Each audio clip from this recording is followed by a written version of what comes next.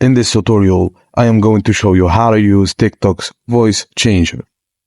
TikTok's voice changer features add a playful twist to your videos by allowing you to alter the sound of your voice with various effects.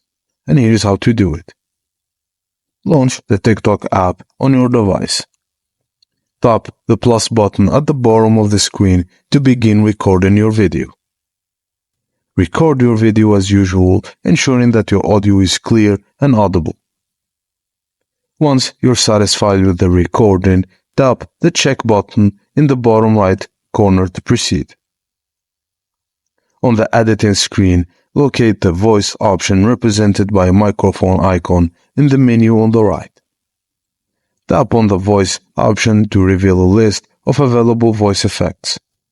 Explore the variety of effects such as chipmunk, baritone, robot, echo, and more.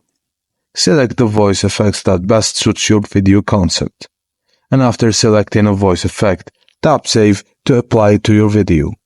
And then tap Next to proceed to the final editing page. Add any additional edits or captions if desired, and then tap Upload. And that's it, guys. As simple as that. Thank you for watching, and please don't forget to like and subscribe for more.